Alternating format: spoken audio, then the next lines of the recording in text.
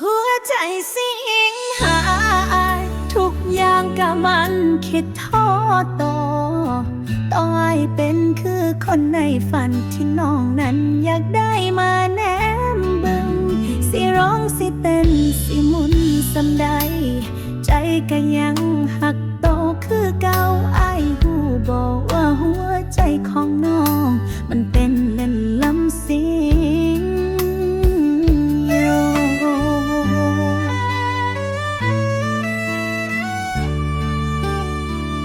เห็นตัวอย่างมาคนเดียวใจมันเต้นแรงคือจะ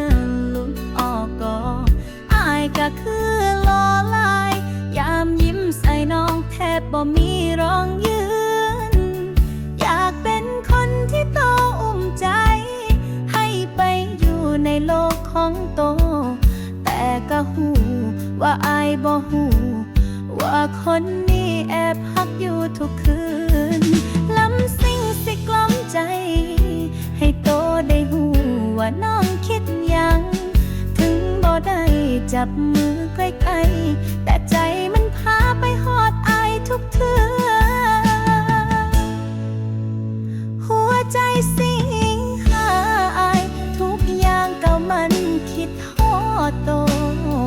ต่อให้เป็นคือคนในฝันที่น้องนั้นอยากได้มาแนมเบิ่งสิร้องสิเต้นสิหมุนสำใดใจก็ยังหักโตคือเก่าอ้ายหูบอกว่าหัวใจของน้องมันเป็นลำสิงอยู่เพื่อโต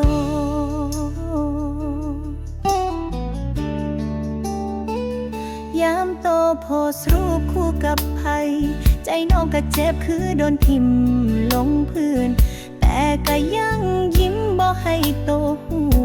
ว่าน้องหูสึกบ่แม่นคนเฉยบ่ได้สิเป็นดาราแต่น้องมีหาแท้เต็มหัวใจสิฟ้อนสิลำให้โตเบิ่งฮอดมือสุดท้ายก็ยังหักโตหัวใจสิงหายเต้นตามจังหวะใจ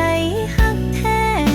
ต่ออายอยู่ใส่ใจน้องก็ตามบ่ยันเจ็บบ่ยันผิดหวังขอแค่ได้ยืนบึงโตไกลๆหัวใจก็ยิ้มได้แล้วลำซิ่งมือนี้สิห้องดังๆบอกว่าฮักโตฮักอายที่สุดเลยเด้อเอาสั่นแน่ฟ้อนแน่ยิ้มแน่โตเบิ่งหัวใจน้องลำสิงหาอายถ้าอายแนมมาหูไว้เลยว่าน้องนี่ล่ะสิฮักโตจนลมหายใจสุด